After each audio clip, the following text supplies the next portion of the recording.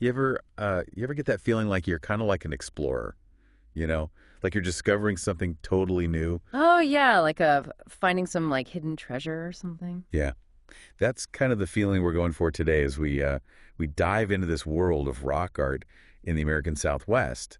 It's like you're coming face to face with these like messages from the past, etched into these rocks. It's like stepping back in time. You can almost feel the presence of the people who created them.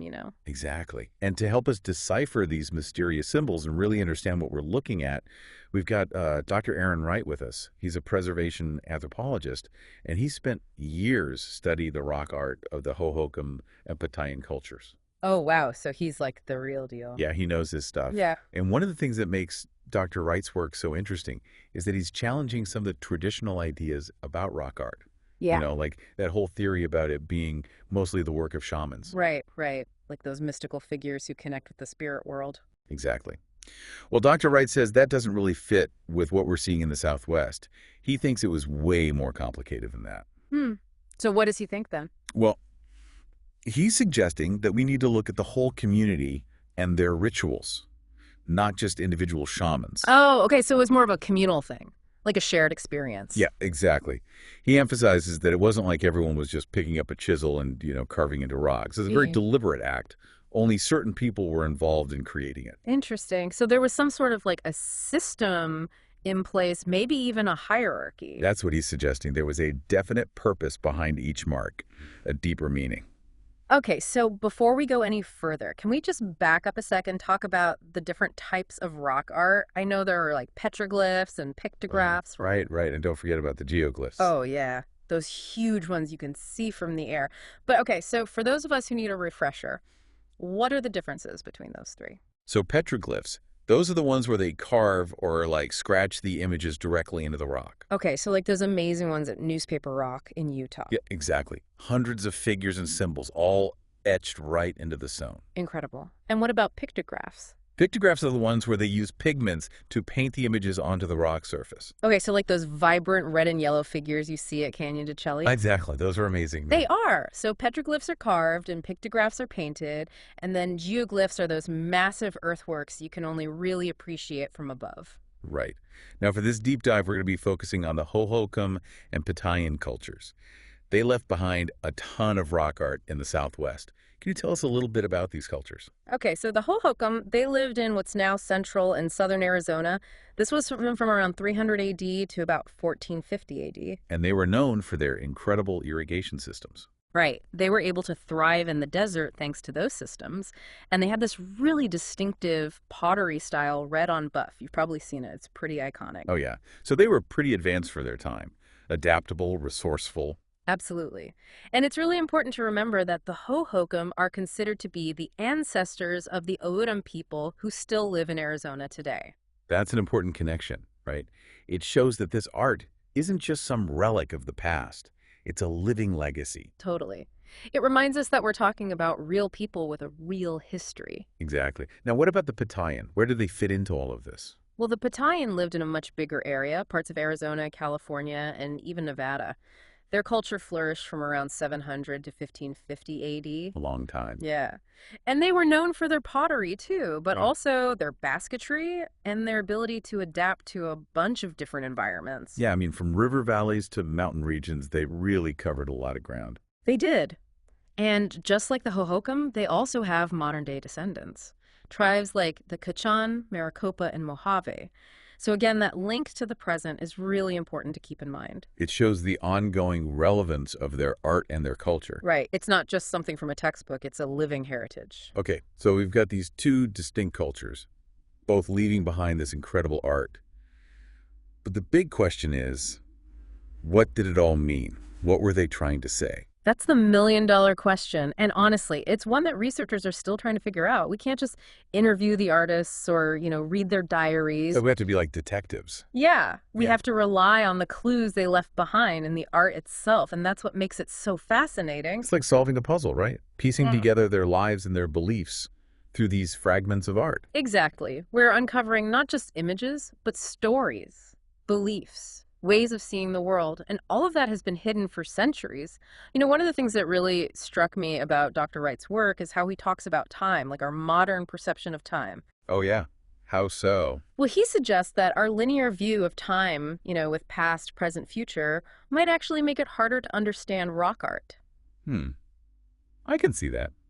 We tend to think of time as this straight line, always moving forward, but maybe these ancient cultures didn't see it that way. Exactly. Dr. Wright points out that a lot of indigenous cultures, especially in the Southwest, they view time more cyclically. Cyclically, so like a circle instead of a line. Yeah, more like a continuous flow where the past, present, and future are all connected, like they're always influencing each other. So instead of a straight line, they saw time as a circle or maybe like a spiral, always repeating and renewing itself. That's a great way to put it. And if we try to force our linear understanding of time onto their art, we might miss some of the deeper meanings. This makes me think about how some of the rock art we see isn't really about specific events. It's more about these recurring patterns, these cycles, like the spirals and circles we talked about earlier. Right, those symbols could represent the cycles of the seasons, the movements of the stars and planets, maybe even the stages of life and death. Wow. So it's not about capturing a single moment in time, but expressing the whole flow of existence. Exactly. And if we approach the art with that understanding, it opens up a whole new level of interpretation. We're Yeah. not just looking at static images, we're seeing expressions of this dynamic, interconnected worldview. It's like they were trying to capture the essence of time itself, not just individual moments. Precisely. And it's a really different way of thinking about rock art, isn't it? It's not just pretty pictures. It's not just historical records. It's about connecting with a completely different way of seeing the world. Yeah, it really makes you think. It's like they're giving us a glimpse into their understanding of our place in the grand scheme of things. Exactly. And that's the power of these deep dives. They really make you challenge your own assumptions and consider new perspectives. Speaking of challenges, we were talking earlier about how vulnerable rock art is to the elements and to human interference. It's amazing that any of it has survived this long. It really is. Especially those petroglyphs. I mean, they were created to last. The artist chose specific locations and techniques to make sure those images would endure. It's funny, though, when you think about it, even modern graffiti, which we usually see as vandalism, Yeah. it has some things in common with ancient rock art. You're right. Dr. Wright actually talks about that. Both involve a select group of people creating images in specific locations, often with a sense of secrecy. It shows this human impulse to express ourselves, to mark our territory, to leave our mark on the world. It's timeless. So even though the reasons and the techniques are different, there's still that underlying connection, that human need to create. Exactly. It's a good reminder that even though tools and contexts change, that desire to create, to communicate, to leave a trace of ourselves, that stays the same. It's a part of who we are. Absolutely. So that brings us back to why we're still so drawn to these ancient markings. What is it about rock art that continues to fascinate us after all this time? I think it's a few things. There's the mystery, of course. The fact that we can't fully understand the meanings, it keeps us intrigued, keeps us wanting to learn more. But there's also something deeper, a sense of wonder. It's like these whispers from another time reaching out to us across the centuries. Beautifully put. And I think it speaks to this basic human need to connect with the past, to understand where we came from, to feel that sense of continuity. Yeah, like we're part of something bigger than ourselves, a human story that goes back thousands of years. And rock art gives us that tangible link. Exactly. And even though we might not understand everything they were trying to say, it still speaks to us on an emotional level, doesn't it? It does. There's a sense of place, a connection to the land, and just a sense of awe at the enduring power of the human spirit. It reminds us that even though cultures and technologies change, there are some parts of the human experience that are universal. Our creativity, our curiosity, our need to make sense of the world around us. Absolutely. And for me, one of the most compelling things about rock art is that connection to the natural world. These images weren't created in isolation. They were part of the landscape. We were talking about the placement of the art, right? How it often relates to specific features in the environment, like those trailside carvings that marked important routes, or those hunting blinds near Lake Michigan. Exactly. And Dr. Wright talks about this concept of cultural landscapes. It recognizes how people interact with and shape their environment and how that's reflected in their art. So when we look at rock art, we're not just seeing images. We're seeing the relationship between humans, and nature. And that relationship was clearly very important to these ancient cultures. And it's something that still resonates with us today, right? We might not be carving petroglyphs, but we still feel that pull toward nature, that need to connect with the earth. Absolutely. And I think that's a big part of why rock art continues to fascinate us. It reminds us of something fundamental about ourselves, about our place in the world. It speaks to that deep connection we have to the land, to the rhythms of nature, to the stories that have been etched into the landscape for centuries. Okay, so let's get into the art itself. What kinds of images are we talking about? What did the Hohokam like to depict in their rock art? Well, you'll see a lot of geometric patterns in Hohokam rock art, spirals, circles, those kinds of things. They really like to use those shapes. Right, I Yeah. remember those. But I'm picturing more than just abstract designs. Did they depict people or animals too? Oh, yeah, they did. In fact, they're known for their stick figures. It's exactly what it sounds like. Human figures, but very simple. Ah, okay. So like those ancient cave paintings in Europe, but maybe a little more minimalist? Yeah, kind of. But unlike those European cave paintings, which are often very detailed, the Hohokam stick figures, they're more about capturing movement, like dancing or hunting. So it's less about a realistic representation and more about conveying the energy of those actions. Exactly. And some people think these figures, they might represent spirits or ancestors, maybe even deities. Oh, wow. That's interesting. Yeah, we're dealing with a culture whose beliefs we can only kind of guess at, so there's a lot of room for interpretation. Right. It's like trying to decode a secret language, but instead of words, we have these images. Now, what about the Patayan? How is their art different from the Hohokam? Well, if you think of Hohokam as geometric and stick figures, Patayan is more elaborate. Their figures are often bigger and more detailed.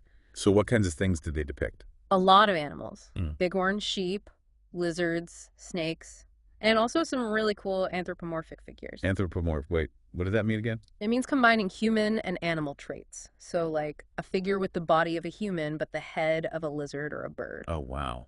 Those sound pretty wild. They are. And it suggests this idea that the human and animal worlds were really connected for them. It's like those ancient myths where gods can transform into animals or take on animal features. Exactly. And these figures probably represent deities, mythical beings, or maybe shamans who could cross over into the spirit world. So they're tapping into a realm beyond what we can normally see, a realm where anything is possible. And that sense of the supernatural is definitely part of what makes rock art so captivating. It's like getting a glimpse into a world where magic and reality were one and the same. Yeah, it makes you wonder. Like today, we try to separate those things. Right? Yeah. We have science to explain the natural world and religion for the supernatural. But for these ancient cultures, those boundaries were much more fluid. Absolutely. It all goes back to that interconnected worldview we were talking about. For them, humans weren't separate from nature or the spirit world. They were part of this larger cosmic web. Right. So we've covered spirals and stick figures and animals and these amazing anthropomorphic figures. Anything else that stands out? Any other common themes? Oh yeah, handprints are a big one, especially for the Hohokam. You'll see entire panels covered in handprints. Sometimes they're outlined with pigment, sometimes they're even carved into the rock. Wow. It's like they're reaching across time, leaving behind a physical trace of themselves. Exactly. And it's interesting, the meaning of those handprints is still up for debate. Maybe they were signatures, maybe clan symbols, maybe offerings to the spirits. But no matter what they meant, they offer this powerful connection to the past, a real tangible reminder that these were real people who lived and breathed and created art in these places. You know, it's really striking how much of this art seems connected to the natural world, not just the spiritual realm. The animals they chose to depict, the way they incorporated the landscape into their designs, it all speaks to that relationship they had with their environment. That's such a good observation. It brings us back to those cultural landscapes. These cultures weren't just watching nature, they were part of it. Their lives depended on it. And their art reflects that deep connection. So as we wrap up our deep dive into the rock art of the American Southwest, what would you say is the most important thing for our listeners to take away from this? What do you hope they'll remember? I really hope they come away with a sense of wonder. An appreciation for the artistry, the complexity, and the mystery of this ancient art form. And I hope they'll be inspired to learn more, to seek out these incredible places and see them for themselves. That's a great goal. And I hope they remember that these ancient voices, they still have something to teach us about our connection to the land, to history, to that creative spark we all have within us. Thanks for joining us on this journey into the heart of the Southwest. It's been my pleasure. Keep exploring, keep asking questions, and we'll see you on our next deep dive.